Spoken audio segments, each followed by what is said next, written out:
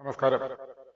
നമ്മളിപ്പോൾ പാതിവില തട്ടിപ്പിന്റെ ലോകത്തിലൂടെയാണ്, നമ്മുടെ കേരളത്തിലെ സ്കൂട്ടർ തട്ടിപ്പിലൂടെയൊക്കെയാണ് നമ്മൾ മുന്നോട്ട് പോയിക്കൊണ്ടിരിക്കുന്നത്. കുറെ അമ്മമാർക്ക് പാതിവിലയ്ക്ക് സ്കൂട്ടർ കിട്ടി. ആ അമ്മമാരുമായിട്ട് ഒരു പ്രചാരണ ജാഥയൊക്കെ ആയിട്ട് മുന്നോട്ട് പോകാനായിരുന്നു അനന്തകൃഷ്ണന്റെ തീരുമാനം. പക്ഷെ അതിനു മുമ്പേ പോലീസ് പൊക്കി. അങ്ങനെ ഒരു സംഭവം നടന്നിരുന്നെങ്കിൽ ഇനിയും വീട്ടമ്മമാരുടെ എണ്ണം കൂടുമായിരുന്നു.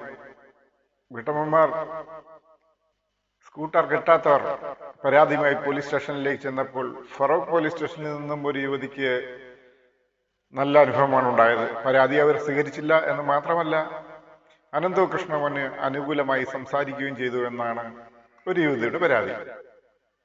അതവിടെ നിൽക്കട്ടെ, അതിപ്പോഴും സംഭവിക്കുന്നുണ്ട് പല സ്റ്റേഷനുകളിലും. എന്തായാലും പരാതിയുടെ കൂമ്പാരങ്ങൾ കേരളത്തിൽ നിന്ന് അങ്ങേറ്റം ഇങ്ങേറ്റം മുതലുള്ള പോലീസ് സ്റ്റേഷനുകളിൽ കുമ്മിഞ്ഞു കൂടിക്കൊണ്ടിരിക്കുന്നു. ഇതിനിടയിൽ നമുക്കൊരു കാര്യം കൂടെ തിരക്കാനുണ്ട്. ഇപ്പോൾ അനന്തകൃഷ്ണൻ രംഗപ്രവേശനം ചെയ്തു. അതിനു മുമ്പൊരു ശബരിനാഥ് ഉണ്ടായിരുന്നു. 2000 കോടി രൂപയാണ് ജനങ്ങളിൽ നിന്നും തട്ടിച്ച് പൊക്കിശയിലാക്കിയത്. ശബരിനാഥ് ഇപ്പോൾ എവിടെയാണെന്നോ എന്താണെന്നോ പൊതുജനങ്ങൾക്ക് ആർക്കും അറിയില്ല. ആ കേസ് അവിടെ കൊണ്ട് അവസാനിച്ചു. പിന്നെ അതിനെക്കുറിച്ചൊരു വിവരണവും യാതൊരു മാധ്യമങ്ങളും കൊടുത്തിരുന്നില്ല.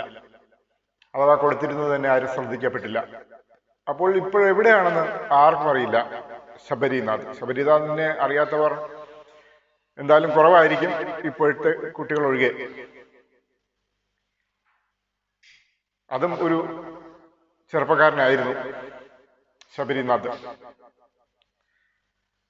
ശബരിനാഥിനെ കുറിച്ച് നമുക്കൊന്ന് അന്വേഷിക്കാം, ഇപ്പോഴത്തെ അവസ്ഥ എന്താണെന്ന്. പിന്നെ അത് മാത്രമല്ല, നമുക്കൊരു പോപ്പുലർ ഫൈനാൻസ് ഉണ്ടായിരുന്നു. കോന്നിയിൽ ആരംഭിച്ച് 66-ൽ ആരംഭിച്ച് 2014-ൽ ചില പ്രശ്നങ്ങൾ ഉടലെടുത്ത നമ്മുടെ ഡാനിയൽ ഏട്ടന്റെ ഒരു പോപ്പുലർ ഫൈനാൻസ് കോന്നിയിൽ ചെറിയൊരു സ്വർണ്ണപ്പണയ ഇടപാടുമായി ആരംഭിച്ച് കൂടുതൽ പലിശയ്ക്ക് കുറച്ച് പണം കൊടുത്ത് ആരംഭിച്ച് അത് പിന്നീട് പടർന്ന് പന്തലിച്ച് കേരളത്തിലെ എല്ലാ ജില്ലകളിലും ബ്രാഞ്ചുകളായി. അത് പിന്നീട് ഇന്ത്യയുടെ പല ഭാഗങ്ങളിലും ബ്രാഞ്ചുകളായി. അങ്ങനെ അവിടെ നിന്നെല്ലാം കളക്ഷൻ സ്വീകരിച്ചുകൊണ്ട് മുന്നോട്ട് പോയിക്കൊണ്ടിരുന്ന ഒരു പോപ്പുലർ ഫൈനാൻസിന്റെ അധപതനം നമ്മൾ കണ്ടതാണ്.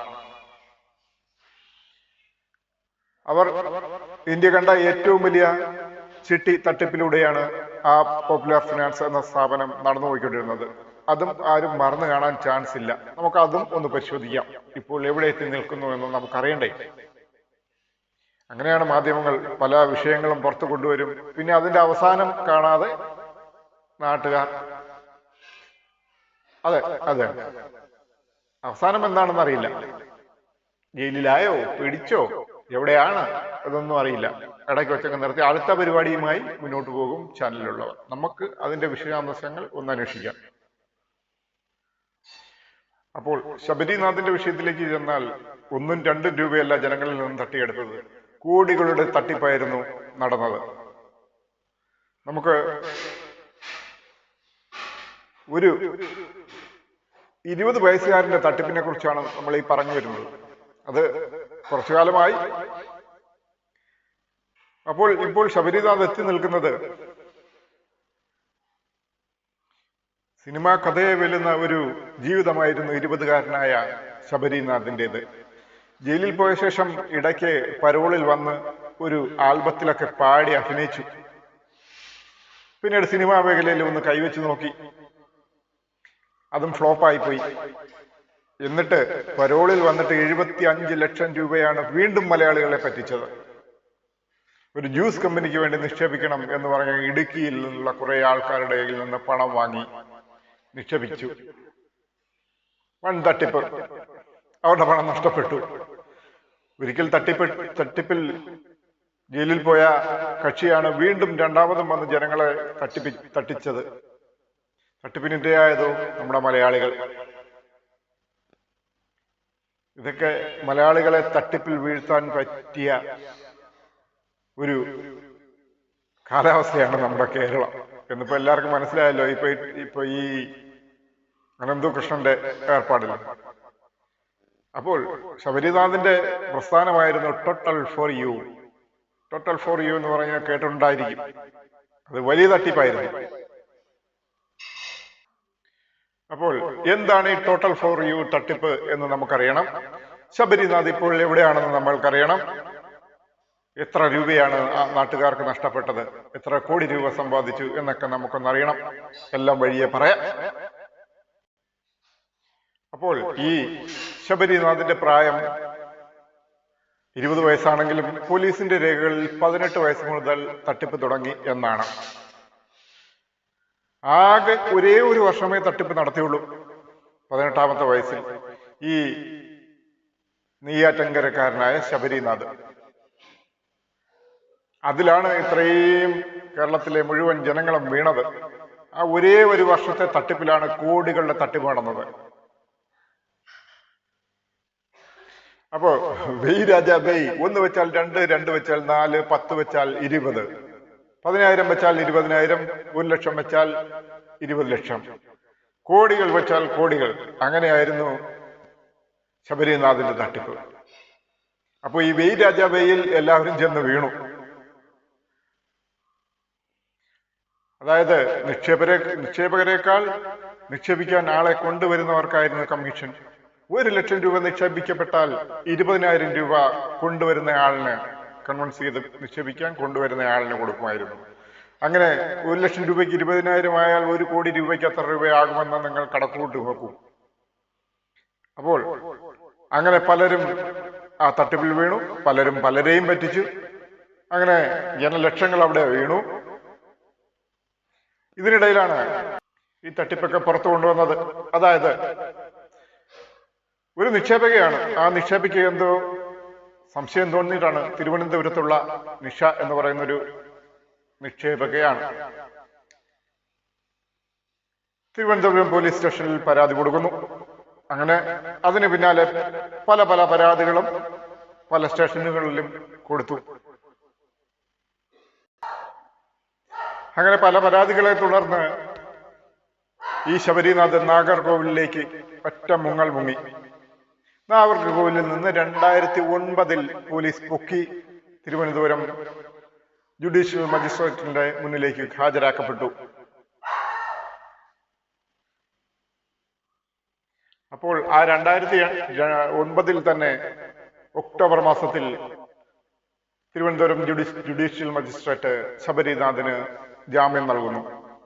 അന്നൊരൊറ്റ മുങ്ങൽ മുങ്ങി ശബരിനാഥ്. എവിടേക്കാണെന്ന് ആർക്കും അറിയില്ല.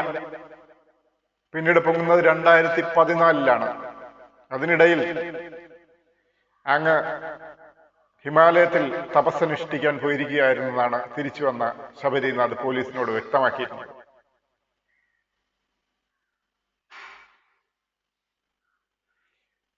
ഈ കാലയളവിനിടയിൽ വിദേശത്തേക്ക് കടക്കാനുള്ള പരിപാടിയൊക്കെ നടത്തിയിരുന്നു. അതൊക്കെ വിദഗ്ധമായി തന്നെ പോലീസ് തടഞ്ഞിരുന്നു.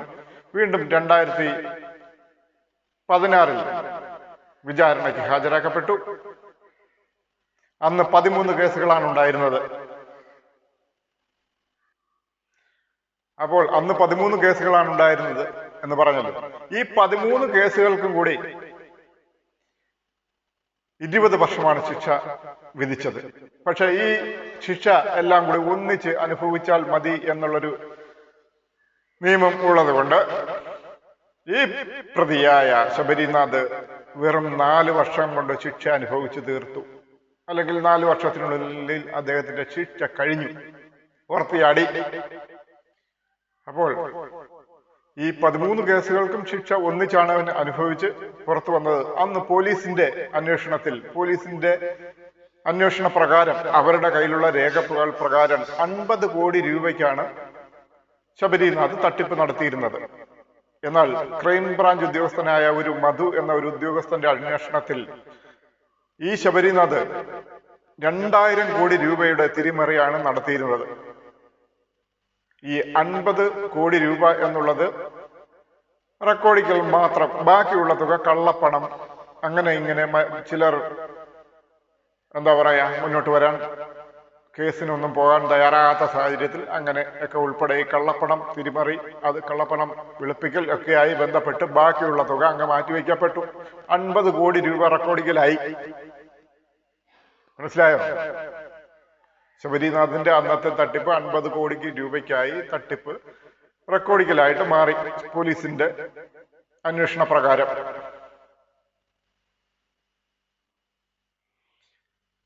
അപ്പോൾ ഈ കള്ളപ്പണം വെളുപ്പിച്ചവർ പരാതി ഒരിക്കലും ഉന്നയിക്കില്ലല്ലോ. അതെന്തായാലും ശബരിനാഥിന് ഒരു അനുകൂലമായി. അങ്ങനെ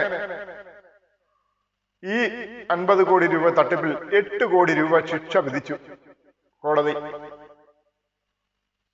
ഈ 8 കോടി രൂപയും 4 വർഷവും തടവുമാണ് ശിക്ഷ വിധിച്ചിരുന്നത്. അങ്ങനെ 2014 ശിക്ഷ വിധിക്കപ്പെട്ടു. ഈ 4 വർഷം കഴിഞ്ഞ് 2020 പുറത്ത് ചാടി. അങ്ങനെ പുറത്ത് ചാടിയ ശബരിനാഥ് ജംബർ എന്ന പേരുള്ള ഒരു ആൽബത്തിൽ അഭിനയിച്ചങ്ങ് പാടി. അങ്ങനെ ആ ആൽബം പുറത്തിറക്കി, പൊട്ടിപ്പോയി.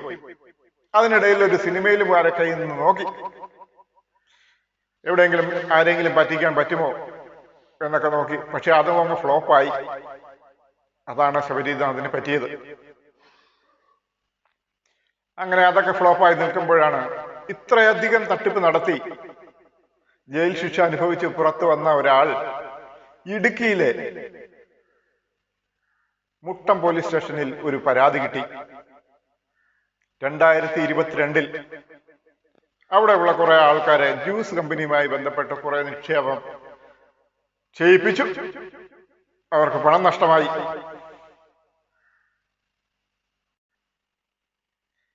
എന്തൊരു വിരോധാഭാസമാണല്ലേ. പോലീസ് റെക്കോർഡുകളിൽ 2000 കോടി രൂപ തട്ടി ശിക്ഷ അനുഭവിക്കപ്പെട്ട ഒരു വ്യക്തി ശിക്ഷ കഴിഞ്ഞ് പുറത്തിറങ്ങുമ്പോൾ 75 ലക്ഷം വീണ്ടും മലയാളികളെ തട്ടിച്ചു. ഒരു തമിഴ്നാട്ടിൽ ഒരു ജ്യൂസ് ഫാക്ടറി തുടങ്ങാം എന്ന് അതിലേക്ക് പണം നിക്ഷേപിക്കണം എന്ന് പറഞ്ഞാണ്, നിങ്ങൾക്ക് നിക്ഷേപിക്കുന്നതിന്റെ ഇരട്ടി പണം കിട്ടും എന്ന് പറഞ്ഞാണ് ഒരു 10 യുവാക്കളെ കൊണ്ട് പണം നിക്ഷേപിച്ചത്. എന്തായാലും അവർ പറ്റിക്കപ്പെട്ടപ്പോൾ പരാതി കൊടുത്തു ഈ 10 യുവാക്കൾ. അപ്പം മലയാളികളുടെ ഒരു നിലവാരമാണ് നമ്മൾ ഇവിടെ മനസ്സിലാക്കുന്നത്. ഇങ്ങനെ വാർത്തകളിലും ചാനലുകളിലും പത്രങ്ങളിലും മുഴുവൻ നിറഞ്ഞു നിന്ന ഈ ശബരിനാഥ് എന്ന വ്യക്തി വീണ്ടും ശിക്ഷ കഴിഞ്ഞ് പുറത്തേക്ക് വന്ന് വീണ്ടും ഒരു 75 ലക്ഷം രൂപ നമ്മുടെ മലയാളികളെ തന്നെ പറ്റിച്ചു. അങ്ങനെ പറ്റിക്കപ്പെടാൻ നമ്മുടെ മലയാളികൾക്ക് മാത്രമേ ആകൂ. ഒരു പ്രത്യേക കഴിവാണ്.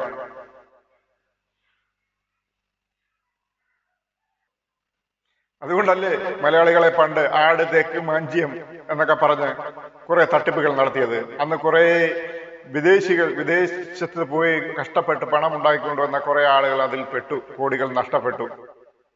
എന്തൊരു തരംഗമായിരുന്നു അന്ന് ആട്, തേക്ക്, മാഞ്ചിയം.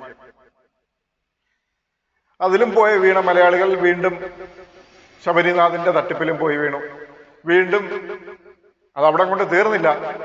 വീണ്ടും ചില തട്ടിപ്പുകൾ പുറത്തേക്ക് വന്നു. അതിലും പോയി വീണു മലയാളികൾ. അങ്ങനെ വീണതാണ് പിന്നെ ഈ പോപ്പുലർ ഫൈനാൻസിന്റെ തട്ടിപ്പ്. നമുക്ക് അതും കൂടി ഒന്ന് പരിശോധിക്കാം. അങ്ങനെ ഇപ്പോൾ നടന്നുകൊണ്ടിരിക്കുന്നത് നമ്മുടെ പാതിവില തട്ടിപ്പാണ്. അതായത് അടുക്കള ഉപകരണങ്ങൾ മുതൽ അങ്ങേറ്റം പോയിട്ട് അണുബോംബ് വരെ നിങ്ങൾക്ക് പാതി വിലയ്ക്ക് തരും. അതാണ് അതിൽ പല പ്രമുഖ കക്ഷികളും അതിൽ കൂട്ടുനിന്നിട്ടുണ്ട്. അതിൽ പല പ്രമുഖ കക്ഷികളും അവരുടെയും പേരിൽ ഇനിയും കേസുകൾ പുറത്തു വരാനുണ്ട്. പോലീസ് അന്വേഷണം നടന്നുകൊണ്ടിരിക്കുന്നതേ ഉള്ളൂ. ആൾക്കാരുടെ പരാതികൾ കിട്ടിക്കൊണ്ടിരിക്കുന്നതേ ഉള്ളൂ. ഇതുവരെയായും കിട്ടി തീർന്നിട്ടില്ല. ഇതെല്ലാം തീർന്നതിന് ശേഷം നമുക്ക് വീണ്ടും ഒരു വീഡിയോയും കൂടി അതിനെക്കുറിച്ച് ചെയ്യാം. അതിനെക്കുറിച്ച് വിശദമായി അന്വേഷിക്കാം. ഇപ്പോൾ ഈ കഴിഞ്ഞ പോപ്പുലർ ഫൈനാൻസ് എങ്ങനെയാണ് നാട്ടുകാരെ പറ്റിച്ചതെന്നൊന്ന് നോക്കാം. ഇപ്പോഴെന്തായാലും നമ്മുടെ ടോട്ടൽ ഫോർ യു ശബരിനാഥിന്റെ കാര്യങ്ങൾ അറിഞ്ഞല്ലോ. നമുക്കിനി ഒരു ഡാനിയൽ സാറുണ്ട്, നമുക്ക് അതും കൂടി അന്വേഷിക്കാം. ഇന്ത്യ കണ്ട ഏറ്റവും വലിയ ഫൈനാൻസ് തട്ടിപ്പായിരുന്നു ഈ പോപ്പുലർ ഫൈനാൻസിന്റെ തട്ടിപ്പ്. ഉയർന്ന പലിശ വാഗ്ദാനം ചെയ്ത് ജനങ്ങളിൽ നിന്ന് നിക്ഷേപം സ്വീകരിക്കുകയായിരുന്നു ഈ പോപ്പുലർ ഫൈനാൻസ്.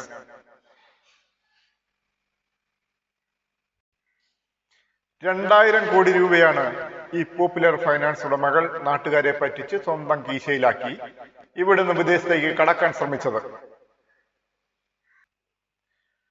പോപ്പുലർ ഫൈനാൻസ് 1966 ഇടുക്കിയിലെ വകയാറിൽ ഒരു ചെറിയ സ്വർണ്ണപ്പണയ സ്ഥാപനമായി ആരംഭിച്ചു. ഉയർന്ന പലിശയിൽ സ്വർണം പണയം വെച്ച് ആൾക്കാർക്ക് ഉയർന്ന പലിശയിൽ പണം കൊടുക്കുന്ന ഒരു ചെറിയ സ്ഥാപനമായി രൂപം കൊണ്ടു. ഒരു പി കെ ഡാനിയൽ 12% മുതൽ 14% വരെ പലിശ വാഗ്ദാനം ചെയ്ത് നാട്ടുകാരിൽ നിന്ന് പണം സ്വീകരിച്ച്, വേറൊന്നുമില്ല, ഇതിനിടയ്ക്ക് ഫോണിട് കേട്ടത് വേറൊരു തട്ടിപ്പുകാർ വീട്ടിൽ വന്നതാ. മെത്ത തട്ടിപ്പുകാർ കുറെ പഴയ മെത്തയും കൊണ്ട് വീട്ടിൽ വന്നിട്ടുണ്ട്, ഒരു വണ്ടിയുടെ മുകളിലൊക്കെ വെച്ച് കെട്ടി. ആ മെത്ത തട്ടിപ്പൊക്കെ പോട്ടെ, അതൊക്കെ ചെറിയ ജീവിക്കാൻ വേണ്ടി മാത്രം. ഈ 200 കോടി രൂപ എന്നൊക്കെ പറയുന്നത് ഒരാൾക്ക് ജീവിക്കാനോ ഒരു കുടുംബത്തിന് ജീവിക്കാനോ അതോ ഇനി ഒരു സമൂഹത്തിന് ജീവിക്കാനാണോ ഇവർ ഉണ്ടാക്കിയത്? അതും നാട്ടുകാരുടെ പണം, കഷ്ടപ്പെട്ടുണ്ടാക്കിയതല്ല. അപ്പോൾ പറഞ്ഞു വന്നത്, 66 തുടങ്ങി 1990 മുതൽ മറ്റു ജില്ലകളിലും കേരളത്തിന്റെ വിവിധ ജില്ലകളിൽ ബ്രാഞ്ചുകൾ ആരംഭിച്ചു. തോമസ് ഡാനിയലിന്റെ മരണശേഷം മകൻ, പറഞ്ഞതിലൊരു തിരുത്തുണ്ട്, തോമസ് ഡാനിയൽ മകനാണ്, ഡാനിയലാണ് അപ്പൻ. അപ്പോൾ ഡാനിയലിന്റെ മരണത്തിന് ശേഷം തോമസ് ഡാനിയൽ മാനേജിംഗ് ഡയറക്ടറായി അധികാരമേറ്റു. പിന്നീട് കൂടുതൽ ബ്രാഞ്ചുകളുമായി അതിവേഗ വളർച്ച. ഇവിടെ എങ്ങും നിന്നില്ല, കേരളത്തിൽ മുഴുവൻ വ്യാപിച്ചു. പക്ഷേ 2014 മുതൽ തകർച്ചയുടെ തുടക്കം ആരംഭിച്ചു. തോമസ് ഡാനിയലിന്റെ മകൾ വീണ്ടും പിന്തുടർച്ചാവകാശവുമായി പുതിയ ചുമതല ഏറ്റെടുത്തു.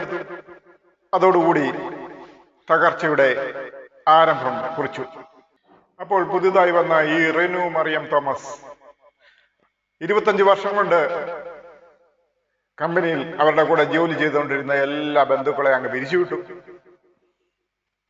ബന്ധുക്കളുടെ മേൽ സംശയം ഉണ്ടായിട്ടായിരിക്കാം പിരിച്ചുവിട്ടു. അതോടുകൂടി പ്രശ്നങ്ങൾ ആരംഭിച്ചു. പിന്നെ പുതിയൊരു സ്ഥാപനം കൂടെ അങ്ങ് തുടങ്ങി, ഒരു ഫൈനാൻസ് സ്ഥാപനം, ഒരു സ്വർണ്ണപ്പണയ സ്ഥാപനം. അതോടുകൂടി വീണ്ടും പ്രശ്നങ്ങൾ കൂടുതൽ രൂക്ഷമാകാൻ തുടങ്ങി. നിക്ഷേപിച്ചിരുന്ന നിക്ഷേപകർ പണം പിൻവലിക്കാൻ തുടങ്ങി. നാട്ടുകാർക്കിടയിൽ വിശ്വാസ്യത നഷ്ടപ്പെട്ടു തുടങ്ങി. പോപ്പുലർ ഫിനാൻസ് പൊട്ടി എന്നുള്ള വാർത്ത പരന്നു. നിക്ഷേപകർ പണം പിൻവലിക്കാൻ തുടങ്ങി. പലിശ ശരിയായ രീതിയിൽ ലഭിക്കാത്തതിനാൽ മറ്റു നിക്ഷേപകരും പ്രതിഷേധം ആരംഭിച്ചു. അതിനിടയിൽ ഇവിടങ്ങുമല്ല, അങ്ങ് ഓസ്ട്രേലിയയിൽ പ്രോപ്പർട്ടികളും വസ്തുവകകളും വാങ്ങിക്കൂട്ടുകയായിരുന്നു തോമസ് ഡാനിയലും മക്കളും ചേർന്ന്. ഇവിടെ നിക്ഷേപകർക്ക് പലിശ ലഭിക്കാതെ വന്നപ്പോഴും പല സ്ഥലങ്ങളിലും ഫോൺ എടുക്കാതെ വന്നപ്പോഴും ഒക്കെ ആയി വന്നപ്പോൾ പതുക്കെ നിക്ഷേപകർക്ക് മനസ്സിലായി തുടങ്ങി പോപ്പുലർ ഫൈനാൻസ് എന്ന സ്ഥാപനം പൂട്ടിത്തുടങ്ങിയത്. വാർത്ത കാട്ടുതീ പോലെ പടർന്നു. കേസുകൾ ആയതോടുകൂടി നിക്ഷേപകരെല്ലാവരും കേസ് കൊടുത്തു. കേസുകൾ ആയതോടുകൂടി ഈ ഉണ്ടായിരുന്ന തുക മുഴുവനും എല്ലാവർക്കും തിരികെ കൊടുത്തു എന്നുള്ള നിലവിൽ എത്തി. വീണ്ടും ഒരു 2020 എന്ന ഒരു ഫൈനാൻസ് സ്ഥാപനം വീണ്ടും ആരംഭിച്ചു. 2020 സ്കീമിൽ പലരെയും നിക്ഷേപങ്ങൾ സ്വീകരിച്ചു. പലരുടെ കയ്യിൽ നിന്നും എല്ലാവർക്കും ബ്ലാങ്ക് ചെക്കുകൾ നൽകി വിശ്വാസ്യത നേടിയെടുത്തു. ഈ വിശ്വാസ്യതയ്ക്ക് വേണ്ടിയാണ് ബ്ലാങ്ക് ചെക്ക് എല്ലാവർക്കും കൊടുത്തിരുന്നത്. ആ 2020 സ്കീമിൽ കിട്ടിയ പണവുമായി ഓസ്ട്രേലിയയിലേക്ക് നാട് വിടാനായിരുന്നു തോമസ് ഡാനിയലിന്റെ ശ്രമം. എന്നാൽ ഡൽഹിയിൽ വെച്ച് മക്കളായ റിനുവും ഏമയും പോലീസിന്റെ പിടിയിലായതോടുകൂടി, വിദേശത്തേക്ക് കടക്കാൻ ചെന്ന മക്കൾ പോലീസിന്റെ പിടിയിലായതോടുകൂടി തോമസ് ഡാനിയലിന്റെ നീക്കങ്ങൾ പൊളിഞ്ഞു. അങ്ങനെ മക്കൾ പോലീസ് പിടിയിലാകുന്നതിന്റെ പിറ്റേന്ന് ചങ്ങനാശ്ശേരിയിൽ അന്വേഷണ സംഘത്തിന്റെ മുന്നിൽ തോമസ് ഡാനിയൽ എന്ന വ്യക്തി വളരെ നാടകീയമായി കീഴടങ്ങി. CBI ആയിരുന്നു കേസന്വേഷണം തുടങ്ങിയത്. അങ്ങനെ തോമസ് ഡാനിയൽ പിടിയിലായപ്പോൾ വഞ്ചിക്കപ്പെട്ടത് വെറും പാവങ്ങളായ നിക്ഷേപകരായിരുന്നു. അങ്ങനെ വളരെ കഷ്ടപ്പാടിലും ദുരിതത്തിലുമായി നിക്ഷേപകർ. പണം തിരിച്ചു കിട്ടാതെ വന്നപ്പോൾ പലരും വാർദ്ധക്യ സമയത്ത് ഉപകരിക്കുമല്ലോ എന്ന് കരുതി ഈ സ്ഥാപനത്തിൽ നിക്ഷേപിച്ച പലർക്കും കളിപ്പ് പറ്റി. ലക്ഷങ്ങളും കോടികളും നഷ്ടമായി. ചിലർ പശുവിനെ വിറ്റും വാർദ്ധക്യ സമയത്ത് സർക്കാരിൽ നിന്ന് കിട്ടുന്ന പണം, പെൻഷൻ, അതെല്ലാം കൊണ്ടുവന്ന് ഇദ്ദേഹത്തിന്റെ ഈ പോപ്പുലർ ഫൈനാൻസ് എന്ന ഫൈനാൻസ് കമ്പനിയിൽ അങ്ങ് നിക്ഷേപിച്ചു.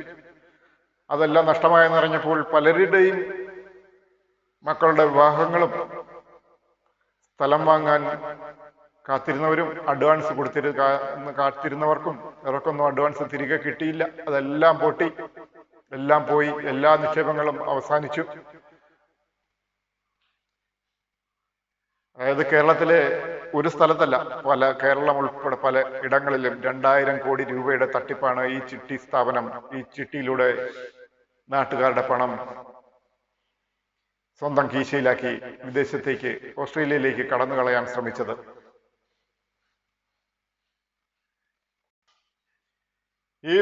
ഇവരെ പോലുള്ളവർ ഇപ്പോഴും സുഖലോലുപരായി ജീവിക്കുമ്പോൾ നിക്ഷേപം നഷ്ടപ്പെട്ടവർ വളരെ ബുദ്ധിമുട്ട് അനുഭവിച്ച് ഇപ്പോഴും ജീവിക്കുന്നവരുണ്ട്.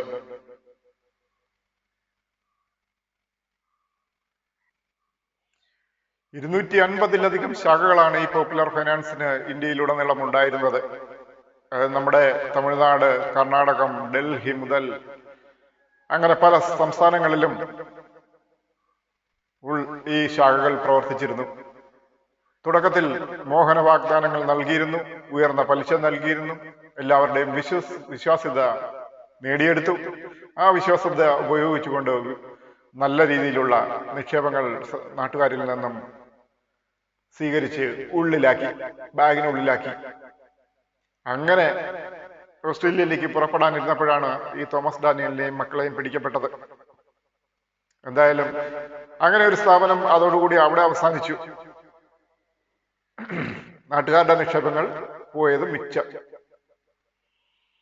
തിരിച്ചു കിട്ടിയവർ ചിലരെങ്കിലും ഉണ്ടായിരിക്കാം. ഇനിയും ആ ഒരു ദുരന്തത്തിൽ നിന്ന് കരകയറാതെ ജീവിക്കുന്നവർ പലരും ഉണ്ടായിരിക്കാം. ഇനിയും ഇങ്ങനെയുള്ള ഒരു തട്ടിപ്പുകളിൽ പോയി വീഴാതിരിക്കട്ടെ എന്ന് നമുക്ക് ആശ്വസിക്കാം. ഇപ്പോൾ റീസെന്റ് നടന്നുകൊണ്ടിരിക്കുന്ന തട്ടിപ്പിലും ഇതുപോലെ ജനങ്ങൾ പോയി വീഴ്ത്തിയതാണ്. സ്കൂട്ടർ തട്ടിപ്പ് എന്ന് പറയുമ്പോൾ പാതി വില ഒക്കെ ഒരു പുതിയ സ്കൂട്ടർ കിട്ടാനിരിക്കുന്നു. പലരും വിചാരിച്ചത് ഇങ്ങനെയാണ്, ഒരു സെക്കൻഡ് ഹാൻഡ് സ്കൂട്ടർ വാങ്ങണം, അതിനുള്ള പണം കൊടുത്താൽ പുതിയൊരു സ്കൂട്ടർ കിട്ടുന്നു. അപ്പോൾ പിന്നെ എന്തുകൊണ്ട് നമുക്കതായിക്കൂടാ? പലതും ഈ സർക്കാരിന്റെ സ്കീം എന്ന് പറഞ്ഞാണ് ഇവിടെ തെറ്റിദ്ധരിപ്പിക്കപ്പെട്ടത്. അതുകൊണ്ടാണ് പലരും വീണുപോയത്. സർക്കാരിന്റെ സ്കീം ആയതുകൊണ്ട് അക്ഷയിൽ പണമടച്ചാൽ മതി എന്നുള്ള ആ തെറ്റിദ്ധാരണ കൊണ്ടാണ് എല്ലാ സ്ത്രീകളും ഇതിൽ പോയി വീഴുകയുണ്ടായത്. സ്ത്രീകൾക്ക് മാത്രമുള്ള ഒരു സ്കീമായിട്ടാണ് ഈ അനന്തകൃഷ്ണന്റെ ഒരു തട്ടിപ്പ്. ഈ അനന്തകൃഷ്ണനും ഇനി വരാൻ പോകുന്ന ഏത് കൃഷ്ണനായാലും ആരായാലും, തോമസ് ഡാനിയലായാലും അവന്റെ അനുയായികളായാലും ഇനിയും നാട്ടുകാർ പറ്റിക്കപ്പെടും. അതാണ് നമ്മുടെ മലയാളികളുടെ ഒരു സ്വഭാവം. നമ്മൾ കുറച്ച് ദിവസങ്ങൾ കൊണ്ട് ഈ കഥകളെല്ലാം മറന്നു പോകും. പുതിയ തട്ടിപ്പുകാർ വരും, പുതിയ ആൾക്കാർ ഈ തട്ടിപ്പുകളിൽ വീഴും. ഇതിനൊക്കെ നമുക്ക് ഒരു ശാശ്വത പരിഹാരം കണ്ടെത്താനാവുമോ? നമ്മൾ തന്നെ വിചാരിച്ചെങ്കിൽ മാത്രമേ അത് നടക്കുകയുള്ളൂ. ഇതിനെതിരെ ഇപ്പോൾ പല രീതിയിലുള്ള പല TV ചാനലുകളിലും പലതിലും പലർക്കും മോട്ടിവേഷനുകൾ നൽകാറുണ്ട്. പല സംഘടനകളും അതിനെതിരെ, ഈ തട്ടിപ്പുകൾക്കെതിരെ നാട്ടുകാർക്ക് ബോധം കൊടുത്തു വരുന്നുണ്ട്. ഇതൊക്കെ ആണെങ്കിലും ഇപ്പോഴും പലരും ഡിജിറ്റൽ അറസ്റ്റിൽ പോയി പെടുന്നവരുണ്ട്.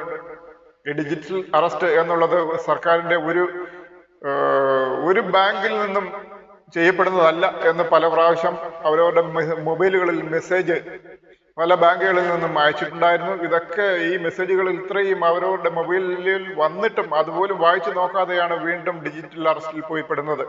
എത്രയോ വിദ്യാഭ്യാസമുള്ള അധ്യാപകന്മാരും ഇനി മിലിറ്ററി ഉദ്യോഗസ്ഥന്മാരും ബാങ്ക് ഉദ്യോഗസ്ഥനെ വരെ പറ്റിച്ചു. എന്തിന്? നമ്മുടെ സൈബർ സെല്ലിലെ ഒരു ഉദ്യോഗസ്ഥനെയും ഡിജിറ്റൽ അറസ്റ്റിൽ പെടുത്തി. അതൊക്കെയല്ലേ നമുക്ക് ഒരു അതിശയമായി തോന്നുന്നത്. ഈ ഉദ്യോഗസ്ഥന്മാരെ പറ്റിക്കപ്പെടുകയാണെങ്കിൽ പിന്നെ സാധാരണ ജനങ്ങൾ പറ്റിക്കപ്പെടാതിരിക്കുന്നത് എങ്ങനെയാണ്? അവരും പറ്റിക്കപ്പെട്ടു.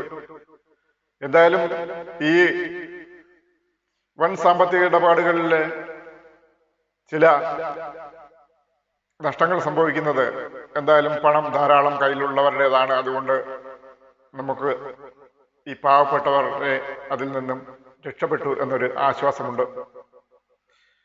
ഇനിയും ജനങ്ങൾ അതിലേക്ക് ചെന്ന് വീഴാതിരിക്കട്ടെ എന്ന് നമുക്ക് ആശ്വസിക്കാം. അപ്പോ അടുത്ത ഒരു തട്ടിപ്പിന്റെ കഥയുമായി ഉടൻ തന്നെ ഉണ്ട്.